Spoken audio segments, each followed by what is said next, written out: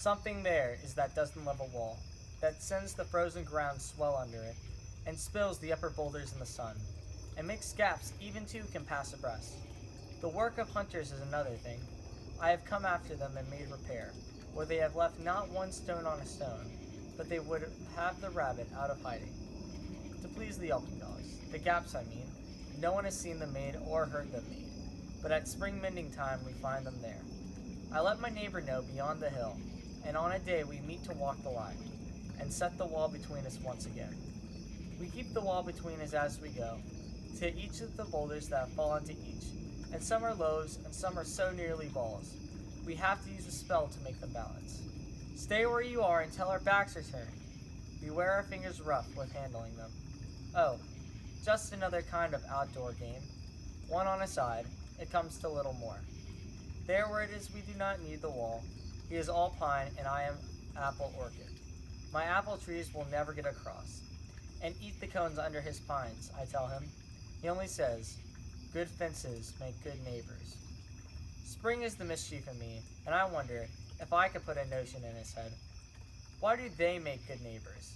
Isn't it where there are cows? But here there are no cows. Before I built a wall, I'd ask to know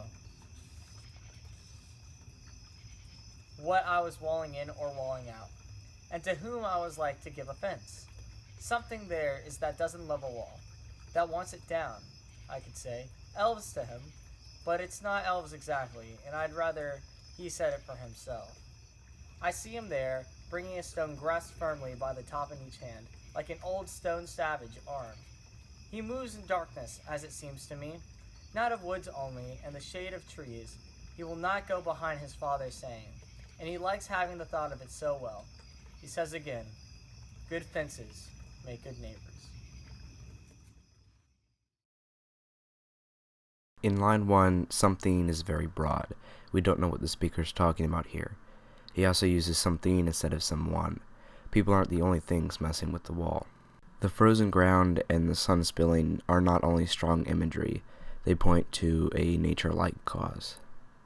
In lines 5 through 9, he talks about the hunters that come and pull stones out of the walls. He knows that these are people that are coming and doing it because they have to pull the rabbits out of the wall that go to hide in order to let the dogs go at the rabbits.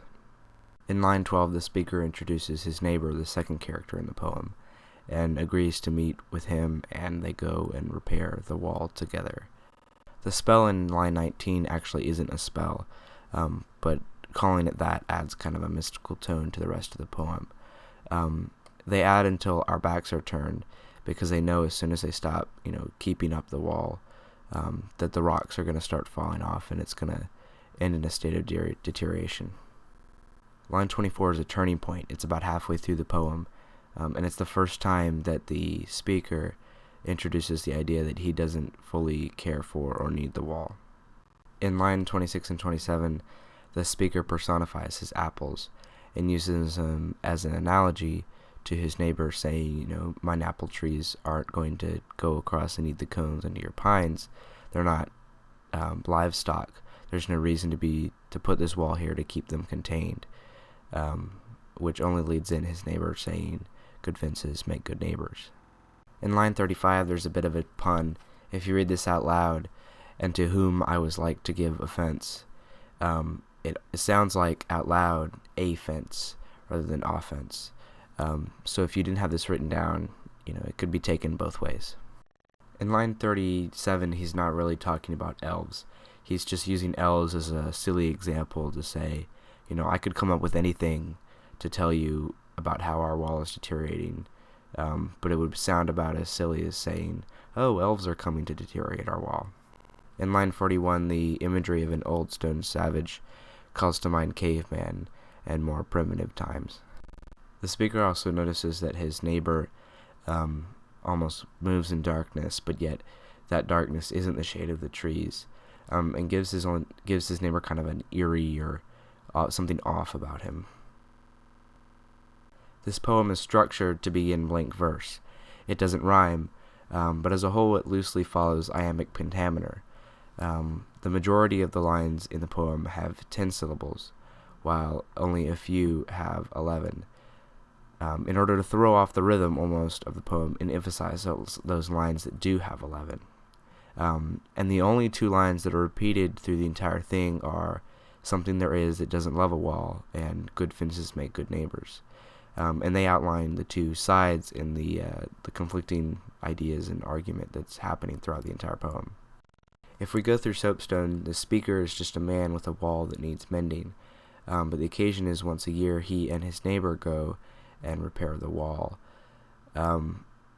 The subject is he wrestles with the idea and the meaning behind the wall he's helping to maintain, and tries to convince his neighbor of the unnecessity of a wall. The overall purpose as a poem is that walls can symbolize human barriers, and throughout this poem, the wall kind of symbolizes boundaries and borders between people. The speaker pushes his neighbor and the Frosh, the readers, into exploring the purpose of these borders. And the audience that Frost is trying to go to is most readers, but he helps cross the gap between a lot of different readers with the phrase "good fences make good neighbors," which was a household saying even in his time period.